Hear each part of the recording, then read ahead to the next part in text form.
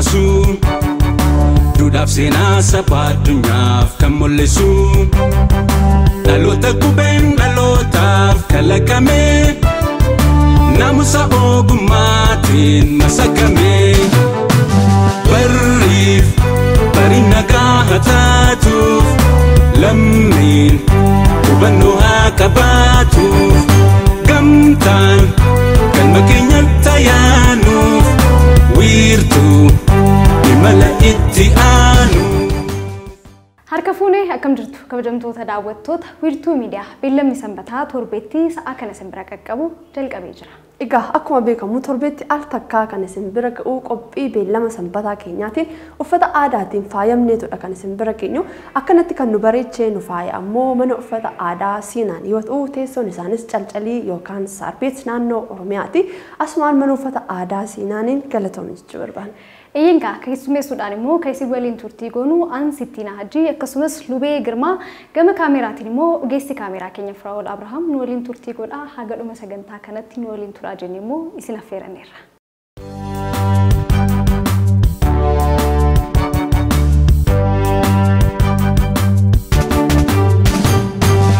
Egaa akkuma beekamu torbee kana keessa irreechatu ture irreechi hora Arsadee fi irreechi hora Finfinnees karaa nagaa qabeessa ta'een haala bareedaan darbee jira.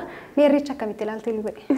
Ani dhugaa dubbachuudhaaf irreecha bara kanaatti baay'een gammadee maal gammadde immoo yoo naan jettee Maal gammadde? Oromoo ta'ee dhalachuu koottidha kanan hedduu gammadee sabni kutaalee Oromiyaa garaagaraarraa wal waamee eenyummaa isaa tokkummaa isaa gaafa beeksifatu Ormiyyuu aganutti inaafu irra agaga'utti gaafa akkasaanu an Oromummaa kootti baay'een gammadee dhugaa.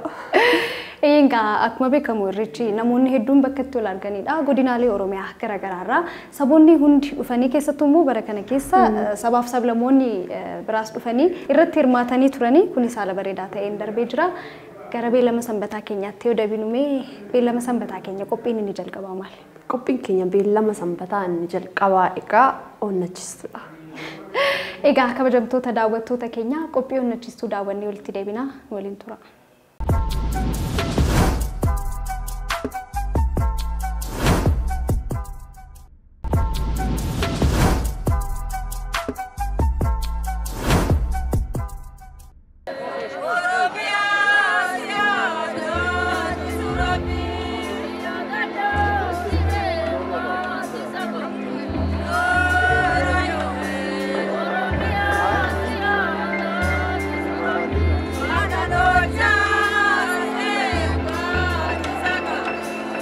Siinqeen ulee qalloo sororoo kan gosa mukaa harooressarraa tolchamudha.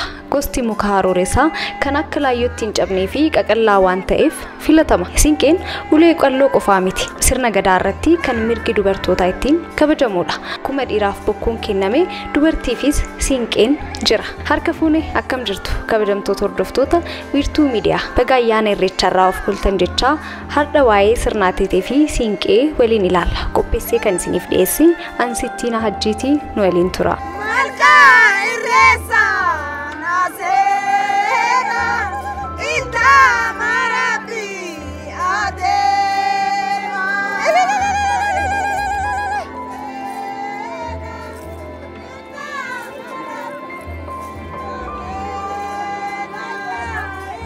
Siinqee dubartiitu qabata keessattuu naannoo Arsiitti durbi tokko yeroo heerumtu kennaa maatiin ishee kennaniif keessaa inni tokko siinqeedha. Guyyaa cidhaa hobaarree hobaarsee jedhanii abbaa manaatti kennu. Akka imaanaatti intala isaanii kennuufi jechuudha. Guyyaa san hin qabattu siinqee durbii waan hin qabanneef. Guyyaa lammataa jechuunis borumtaa guyyaa cidhaa san qabatti haadha taatee jechuudha. Geega'oon jechuunis maatiin isaa hanga humna isaanii loon yookaan horii kennuufi. Horii san siinqee isheetiin tuqxee abbaa qabeenyummaa ishee mirkaneessiti. Isa booda qabeenyummaan isaa kan ishee waan ta'eef eeyyama ishee malee gurguruunis ta'e tuquun hin danda'amu. Kanumaan wal qabsiisnee sirna dubartootaa kan ta'e sirna ateetes waliin haa ilaallu.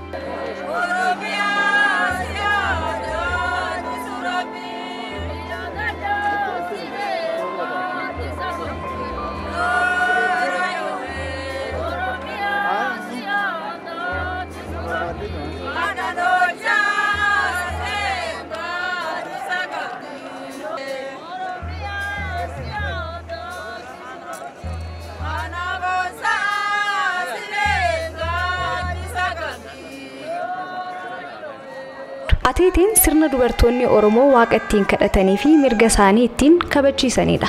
Ateeteen gosa garagaraatu jira. Isaan keessaa ateetee deemsisaa yookaan ateeteen goraa isa tokkodha. Sirni ateetee kun yoo abbaan manaa haadha manaa isaa arrabsee dhaanee fi miidhaa irraan gahe dubartoonni bahanii adeemsisanidha. Ililchuudhaan wal waamu. Intala ayyaa dhageettee oduun si geettee ana dhaananii dhageettee dubbiin si geettee jechaa deemaa wal waamu. Dubartoonni naannichaa hundi hirmaachuu qabu. Dhiirsis nitii isaa yoo akka hin deemne dhorkee sirna ateeteen ni adabama. Dubartiin waamicha kana dhageettee hin baanes dhiifama gaafatti ni adabamtis. Ateetee garbuu daakkattaa'ee ima daakkattaa maanoo akkatta jechaa ishee osoo dhageettu bahuu diddeessan qeequ. Balbala isheerra dhaabbatanii hanga isheen baatutti ishee eegu.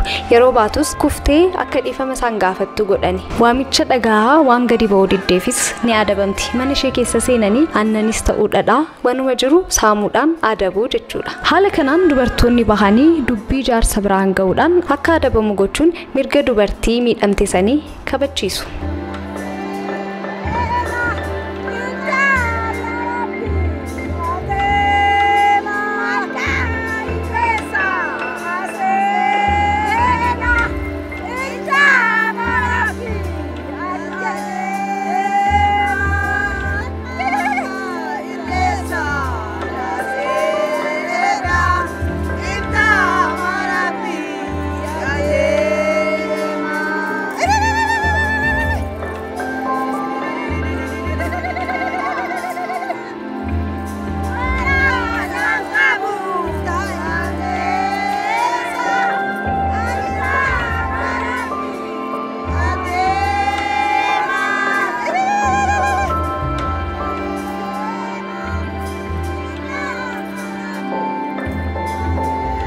Inni lammaffaan ateetee falaati. Kun dhibeen akka biyyatti yoo uumamu yookaan rakkoon akka biyyatti yoo jiraatu haadholiin siinqee malkatti bahuun kan rabbiin kadhatanidha. Siinqee tiyya lootii qabadhee rabbii kiyya mootii kadhadhee siinqee tiyya lootii ta durii rabbii kiyya mootii nu furi jedha rabbiin kadhatu. Akka rakkoo san keessaa rabbi ummataaf biyya baasuuf kadhatu.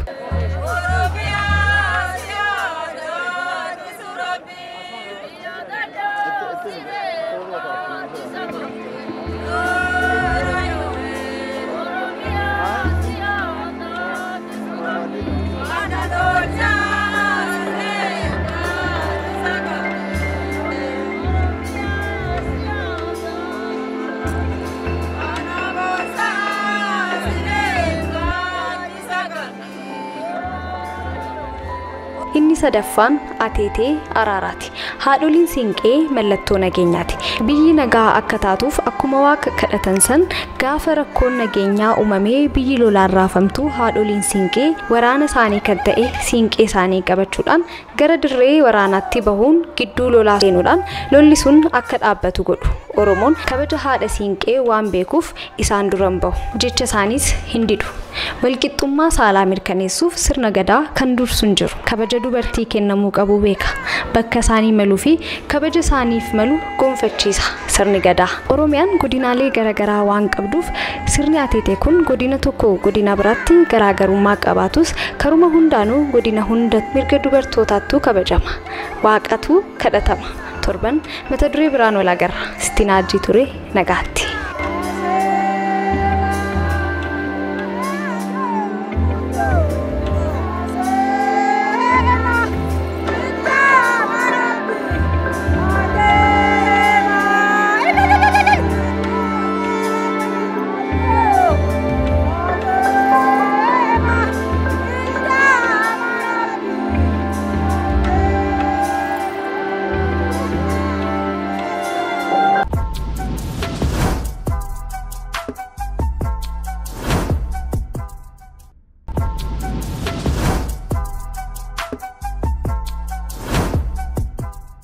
walitti deebinee jirra kabajamtoota daawwattoota keenya sittinaan egaa guyyaa har'aa waa'ee siiqqee fi hateeteedha kan isheen nu dhiyeessite mee yeroo baay'ee siiqqeen maaliif gara Arsii qofatti beekama? Egaa akkuma beekamu godinaalee Oromiyaa garaagaraa keessatti sirriitti beekama. Ta'us garuu naannoo Arsiitti immoo xiqqoo ol cimannatti fakkaata gaa. Yeroo heerumtuyyuu maatiin kee kennaa si kennu keessaa siinqeen hin jira. Siinqee san immoo durbiin qabattu. Amma yeroo baay'ee asumaan akka dhaamsaattis wanti aan dabarsuu barbaadu maal sitti fakkaata? Siinqee dubartiin hin heerumne hin qabattu. Suuraawwan garaagaraa irratti durbii hin heerumne qabattee fa'aa argina. Kun sirrii miti. Aadaa beeksisaa jirra taanaan wanta san qaamuma dhimmi ilaallatutu qabachuu qaba mitiire. Kanaafuu siinqee durbiin heerumne hin qabattu, dubartii heerumetu qabata isa jedhu asumaan dhaamsa dabarsuu barbaada. Siinqeen immoo dubartootaaf sirni gadaa akkuma dhiiraaf bokkuu kenne dubartiidhaaf siinqee kennee jira. Gara Arsiitti akkuma si jedhe gaafa heerumtu maatiin isheen kennaa fi hobaarsee jedhee dhirsa isheetiif kennaa jechuudha. Egaa gara naannoo biraatti wallaalanii haa ta'u garuu hin beeku. Shamarreen gaafa sagantaa suuraa yookaan footoshuutii kana fudhattu siiqee qabattee muluu uffata aadaa Arsiidha kan isheen ittiin faayamtu. Kan akkas godhu immoo yeroo baay'ee dubartoota hin heerumnedha. Kanaafuu inni kun dogongoradha moo akkami? Eeyyin akkuma isin jedhe ka durbiin heerumne siinqee waan hin qabanneef aadaa beeksisa jirra taanaan yeroo beeksisnu haalumaan namoota akkatti barsiisnu beekuu qabna. Kanaafuu daawwattoota keenya isinis waan akkasirraa of eegaa jechuu barbaanna. Aadaa beeksisuun yoo nurra jiraate karuma seera qabeessaan ta'uu waan qabaatuuf jechuudha. Egaa qophii onnachistuu keenyatti aanee kan jiru mee maali? Qophiin onnachistuu keenyatti aanee kan jiru faana gootaati. Faanni gootaa torbee kanaa seenaa eenyuu nutti himataa laata? Isa jedhu daawwannee walitti deebina.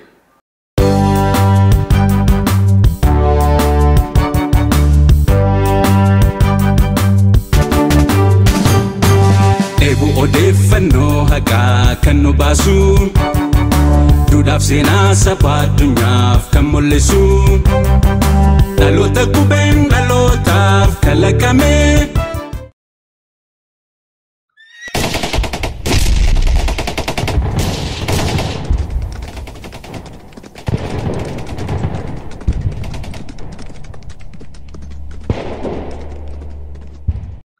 Goota jabaa Iddannuu Rasaa dachee Oromiyaa irratti awwaalame kan biyya isaa irra darbee gootummaan isaa baargama ce'ee addunyaa ajab jechisiise. Gootummaa isaa warri arganii fi beekan biyyoonni akka Xaaliyaanii, Jarmanii, Ameerikaa, Faransaay fi Raashiyaan fa'aa ragaa ba'uuf goota yeroo jalqabaaf alaabaa Itiyoophiyaa Berliin keessa qabatee naanna'uun gootummaa isaa ammoo addunyaatti agarsiise.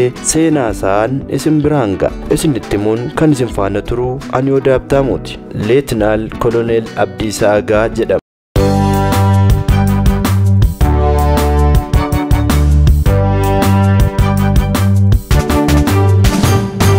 Dheebuu odeeffannoo haqaa kan nu baasu duudhaaf seenaa saba addunyaaf kan mul'isu dhaloota qubeen dhalootaaf kalaqame. Leetinaal Koloneel Abdiisaa Agaa dachee Oromiyaa Wallaggaa Lixaa magaalaa Najjootti bara 1919 keessa dhalate. Bara 1925tti mana barumsaa Abbaa Gabra Maaram jedhamu seenee afaan Amaaraa dubbachuu, dubbisuu fi barreessuu akka barate dubbatama. Bara 1927 ammoo mana barumsaa Misiyoonii Najjoo seenee afaan Ingiliffaa barate. Yeroo umuriin isaa 12 abbaan isaa obboleessa isaa yookaan Wasiila Abdiisaa ajjeesee mana hidhaa gale. Abdiisaanis ol iyyatee abbaa isaa gadi lakkisiisuuf gara magaalaa Finfinnee yoo deemuyyuu abbaan isaa dhumarratti murtii du'aatiin ajjeefame. Abdiisaan umurii isaa waggaa 14tti waraana Itiyoophiyaatti dabalame. Bara 1932tti akaadaamii waraanaa hoolotaa seenee waraana barachuun ajajaa 10 ta'uun eebbifame. Yeroo waraanni Xaaliyaanii Itoophiyaa weerartuu Abdiisaanis waraana kanarratti loltuu ta'ee hirmaatee turuun seenaa galmaa'eedha. Hiriyoota isaa wajjin diina Wallaggaa qabatee buqqisuuf gara Wallaggaa deeme. Boodarras hiriyoota isaa du'arraa afan 30 waliin booji'amee jalqaba irratti Jimmaatti hidhame. Baatii tokko boodas Jimmaarraa gara magaalaa guddoo Oromiyaa Finfinneetti dabarfamuun baatii 2 hidhame. Turtii baatii 2 boodas mana hidhaarraa gadi lakkifaman. Bara 1936tti boombiin darbatamee Giraaziyaaniin waan madaa'eef Abdiisaan namoota 42 waliin shakkamee qabamee karaa Mitsuwaatiin gara Moqaadishoo geeffamuun achitti hidhaman. Namoota Abdiisaa wajjin hoolotaatti baratan keessaa nama 18 erga ajjeesanii booda namoota 30 afan Xaaliyaanii geessanii mana hidhaa kuusaa odola Siisilii keessatti argamutti hidhame. Mana hidhaa keessattis Kaapteen Juuliyoo goota Yuugooslaaviyaa waliin wal bare. Abdiisaan nama yeroo maraa mo'amuun anaaf du'a jedhee dhaadatudha. Gaaf tokko Juuliyoo waliin wal ta'ee mana hidhaa eegichi cimaan godhamuuf kana keessaa haala ittiin badu mala dhaachuutti ka'e. Yoo mana hidhaa kana keessaa bades biyyi inni itti badu kun ammas isaaf keessummaa taatus of bilisoomsuuf jecha uffata qorraa isaaf laatame tatarsaasee walitti foo'uudhaan karaa foddaa bu'e. Guyyaa muraasa booda mana hidhaa sanatti geggeessummaa Abdiisaatiin halkan deebi'anii eegdota mana hidhaa sanaa hudhee meeshaa harkaa fudhate. Itti aansuun Juuliyoo wajjin uffata eegdota mana hidhaa sanaa fudhatanii uffachuun meeshaa waraana eegdota sanaas qabatanii eegduu mana hidhaa sanaa fakkaachuun karaarra dhaabbatanii waliif eegaa buufata sana keessa seenuun hidhamtoota hunda gadi lakkisanii.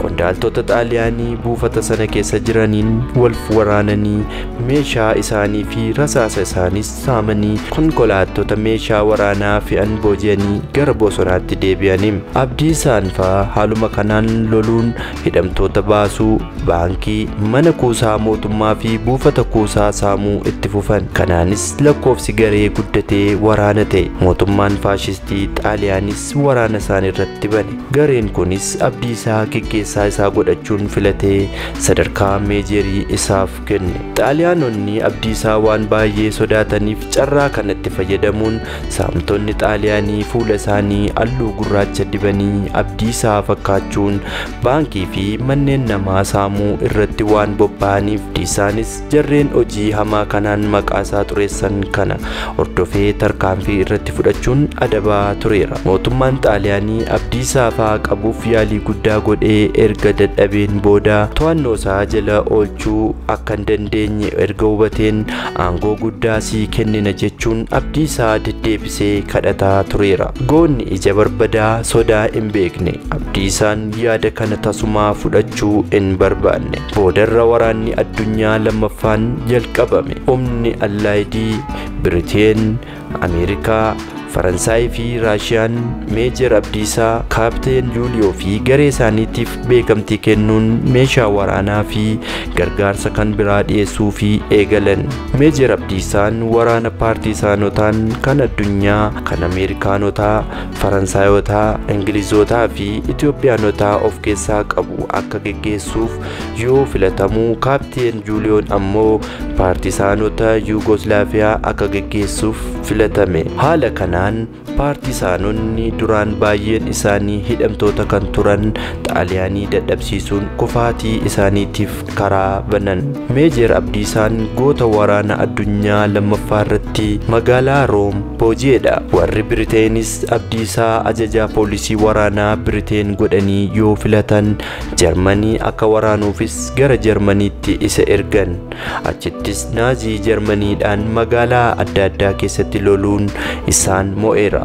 Injifannoo gonfateen alaabaa Biriteenii fi Itoophiyaa fannifachuun Berliin seenee gootummaa isaa addunyaatti agarsiise. Jabaa hundatu gabbara waan ta'eef dhuma waraana addunyaa lammaffaa irratti warri Biriteen, Kanaadaa fi Ameerikaa aangoo guddaa akka isaaf kennan itti himuun akka loltuu isaanitti dabalamuu Abdiisaa gaafatan. Abdiisaan garuu gara biyya isaatti deebi'uu akka barbaadu itti himuun fedhii akka hin qabne cimsee himeef. Deebiin warra Allaayidii waan aarseef yeroo Xaaliyaaniin lolaa turetti biyya barbadeessite jechuun himannaa irratti banan. Warri Faransaay, Biriteen, Ameerikaa fi Raashiyaan haala kanaan isa balaaleffatanii imannaa irratti banan. Yaa'ii waraabessaa keessaa firan dhaban akkuma jedhamu Jeneraalli Biriteen kan duraan badhaasa Abdiisaaf kennee beeku tokko akka Abdiisaan gadi lakkifamuuf tattaafachuun hidhaa isaa gara adabbii maallaqaatti jijjiirsiseef. Maallaqa kanas Abdiisaa deeggaruun mootummaa Biriteentu kaffalee gadi lakkifamuu danda'e. Gootichi Leetinaal Koloneel Abdiisaa Agaa dhumarratti gara biyyaatti deebi'e. Haayila Sillaaseenis Abdiisaa erga simatee booda ministeera ittisaa kan ture gara Abbabaa Aragaayitti ergee akka inni qacaruuf ajaje. Abbabaa Aragaayii fi gootonni kan biroo baay'een gootummaa Abdiisaa waan beekaniif aangoo nurraa fudhata jedhanii akka isa sodaatanii turan ni dubbatama. Kanarraa kan ka'e Abdiisaa gara jeneraalaatti ol guddisuurra Abbabaa Aragaayii Abdiisaa gara akaadaamii waraanaa olataatti akka waraana baratuuf akka isa erge seenaan ni hima. Goonni kunis baatii hedduu booda sadarkaa leetinalummaatiin eebbifame. Kunis qondaalota waraanaa kan Biriteen kan duraan Abdiisaan Awurooppaatti ajajaa isaanii ture baay'ee rifaasisee akka ture seenaatu ragaa ba'a. Goonni ija barbadaa biyyoonni Awurooppaa fi Ameerikaan hoogganaa ishee godhachuuf hawwitu kun Leetinaal Koloneel Abdiisaan waraana Itoophiyaa keessatti ammoo baay'ee acuucamaa akka ture dubbatama. Wayita lolli Itoophiyaa fi Somaaliyaa jalqabu deemee Somaaliyaa akka loluuf Abdiisaan gara Ogaadenitti ergamee ture. Waraana sanarratti gootummaa fi ogummaa waraanaa guddaa agarsiisus sadarkaan isaa waggaa dheeraadhaaf kaapiteen bira ol darbee hin turre.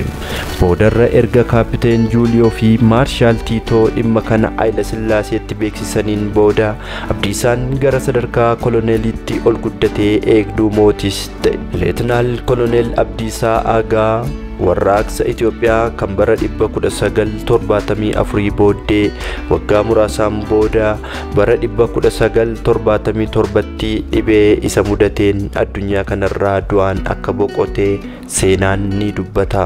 Yaadannoo Abdiisaatiif bakki dhaloota isaa magaalaan Najjoo mana barumsaa sadarkaa jalqabaa maqaa isaatiin mana barumsaa Abdiisaa Agaa jechuun moggaasaniiru. Waggaa lamaan darbee bara 2014 keessa ammoo siidaa Leetinaal Koloneel Abdiisaa Agaa mooraa Yuunivarsiitii Kolleejjii Poolisii Oromiyaa keessatti dhaabbateera. Seenaan goota kanaa gabaabinaan kana fakkaata. Torban seenaa goota biroo faana dhoofnee hanga simbiraan geenyutti nagaan tura.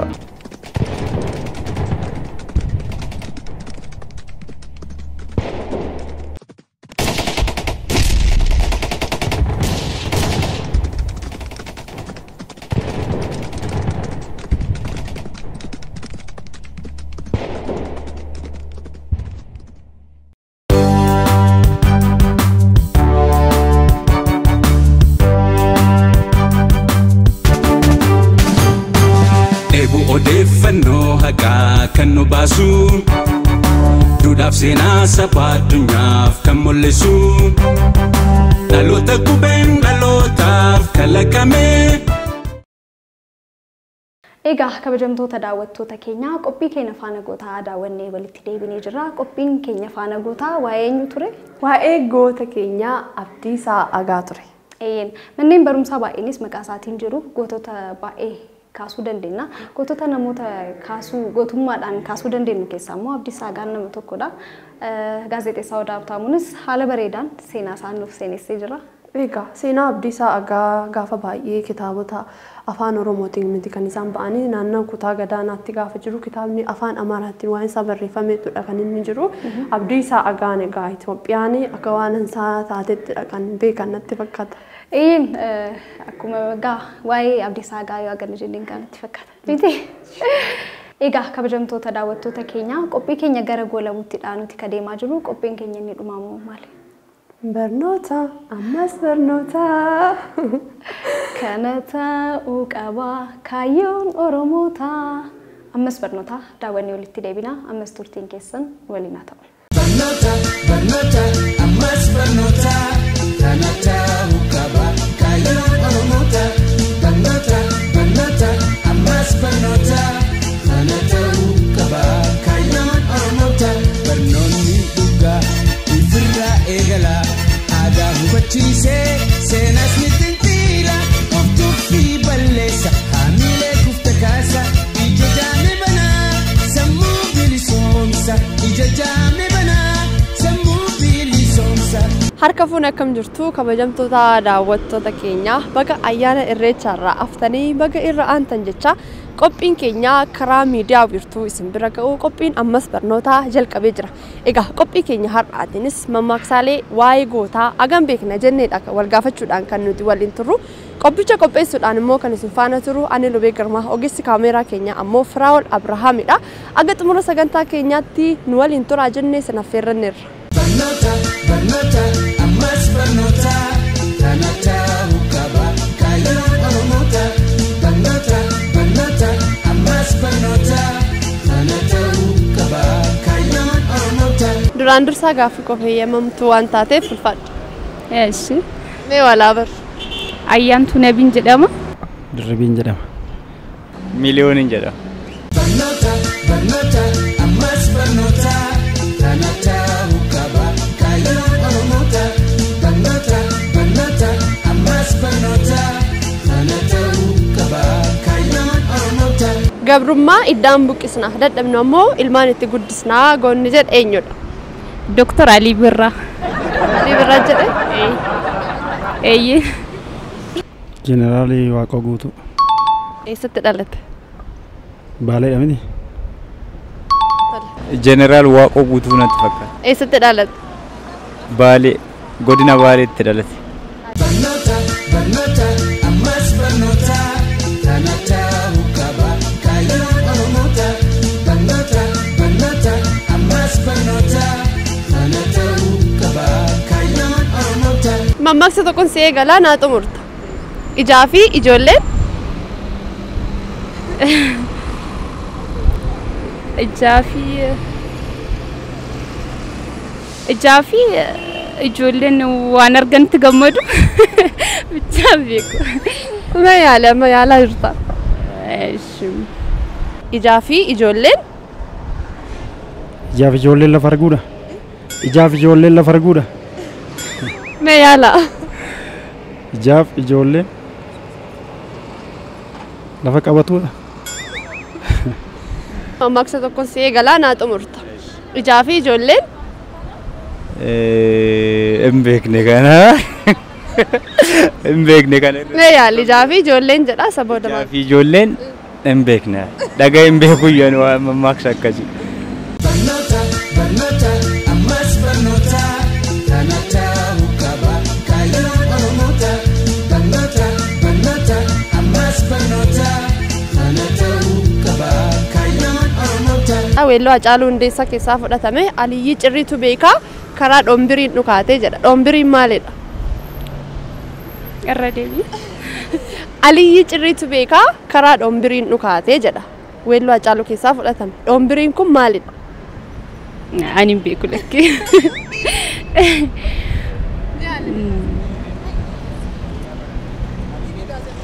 Dhombirii kana lakkinaaf hin galleena. Dhombiriin hin beekne. Meeshaa waraanaati gaa? Meeshaa waraanaati. Meeshaa waraanaa maali?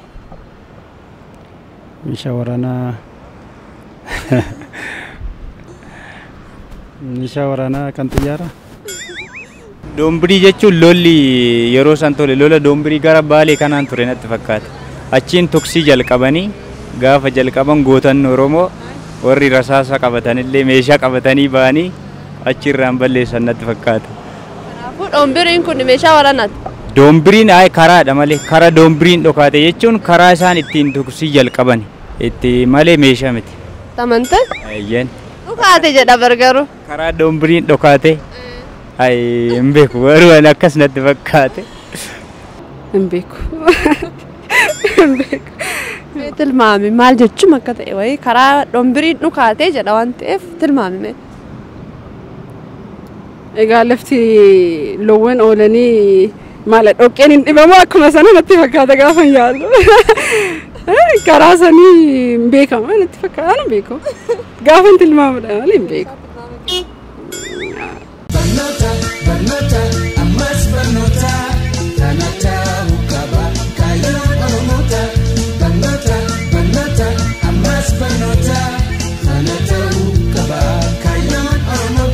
Ammallee gaaffiidhumaan si gaafadha. Ammas mammaaksadha. Turuun bultee lafee taati mammaaksi jedhu jira miti. Turuu bulteetu lafee ta'a moo maal ibsa mammaaksi kun? Egaa mammaaksi kun turuun bultee lafee taati osoo hin ta'in wanta tokko yeroodhaan yoo hin hojjetamne wayi yerootti yoo hin hojjetamne yoo bubbulee akkasuma cimaa deema jechuudha. Turuun bultee lafee taati jechuun yerootti kennuu ta'uu baatanii wanta hojii hojjettu keessatti yerootti hin kennin yeroo sanatti deebi'atootti laatte yoo lafarra bubbushite wanti mti ati amma beektu sun boroo iftaan yeroo serkaa bubbulaa deemu baa'ummaa akka hin qabaanne agarsiisa jechuudha. Turuun bultee lafee taati jedhama mammaaksi. Turuun bultee dhuguma lafee taati moo maal jechuudha? Yaa jecha maamalee hin taatu. Jechuudha ree. Jechuun turuun akka baheen gaafa qaqqabdu hin lallaafaa miti ree. Yoo garuu tutture hin jabaachaa deema. Dubbiin illee yoo bubbulte likka akkas taati jechuu barbaadaniiti malee lafee hin taatu. Wanta sana dafnee jechuun gaafa hiikamu jechaadha.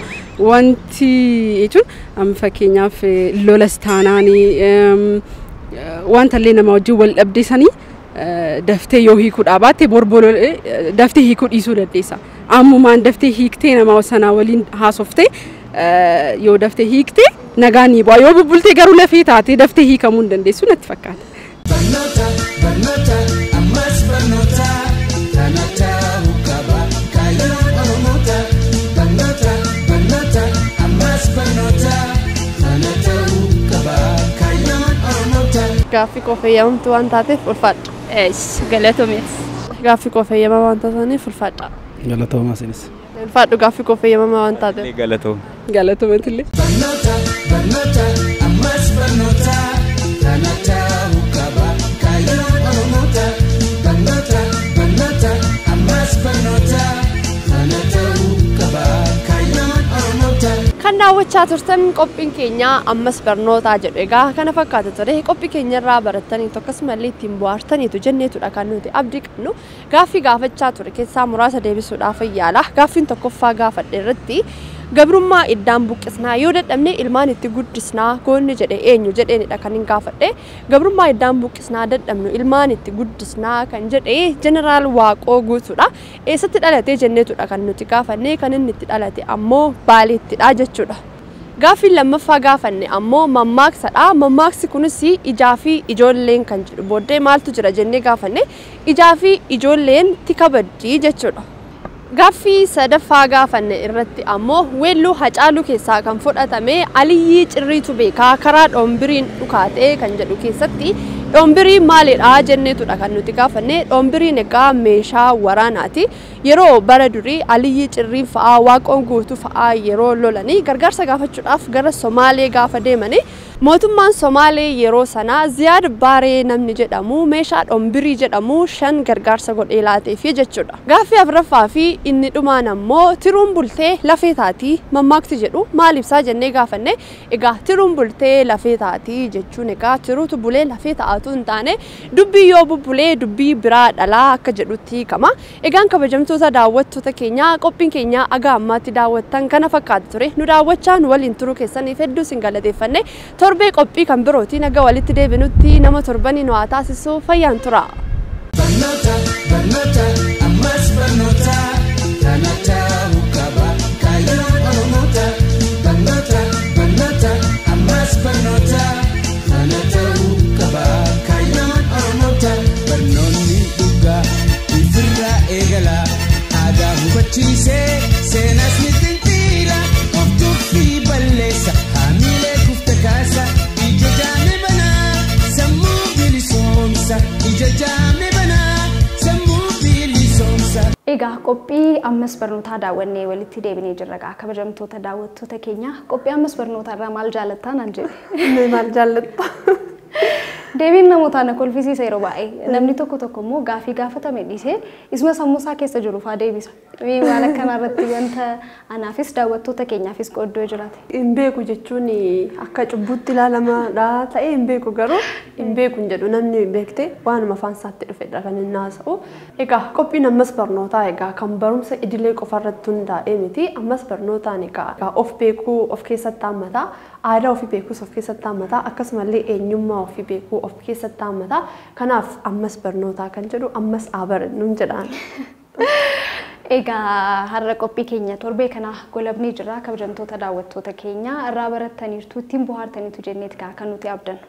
Egaa aga xumura qophii keenyaatti nu waliin turuu keessaniif hedduu sin galateeffanne torbee qophii kan birootiin aga walitti deebinutti nama torbanii nu haa taasisu jennee nagaan turaasiniif jechuun deemna. Qopheessuudhaan kan isin faana turre Ansittiin Haajii akkasumas Lubee Girmaa gama kaameraaf teeknikaatiin immoo ogeessi kaameraa keenya Firaa'ol Abrahaam waliin ture torban walaagarraa hammasiif torban gaarii.